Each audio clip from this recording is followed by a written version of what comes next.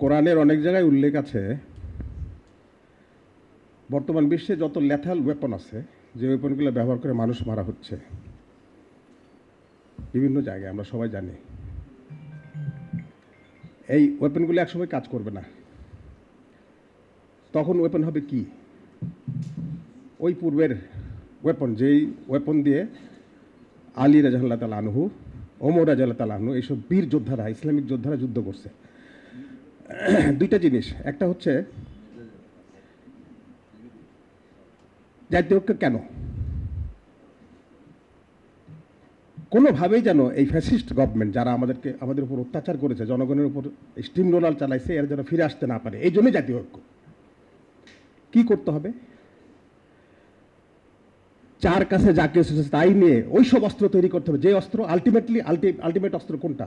তালোয়ার, chopper, এগুলো ready রাখতে হবে প্রত্যেকটা জায়গায়। যদি কোনোভাবে এই ফ্যাসিস্ট গভর্নমেন্ট আবার ইন্ডিয়ার সহায়তায়, ভারতের সহায়তায় বাংলাদেশে কোনো আগ্রাসন চালাতে চায়, তাদেরকে তো জায়গায় হত্যা করে দেওয়া যেতে পারে।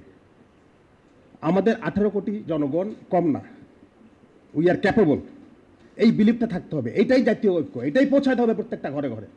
দ্বিতীয়ত, আমাদের জনগণকে বর্তমানে সরকার চালানোর জন্য কাদের দ্বারা সরকার চালাইতে হবে?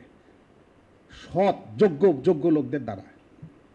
যারা লোভী, যারা 1 কিলোমিটার রাস্তায় 2.5 করোড় টাকা লাগে ইংল্যান্ডে, এখানে 17 কোটি টাকা খরচ করে যারা পয়সা বিভিন্ন জায়গায় পাঠাইছে, বিভিন্ন জায়গায় জমা করছে, এইভাবে যেন কেউ পয়সা নিয়ে যেতে না পারে, গরিবের পয়সা যেন স্বয়ংসম্পন্ন হয়।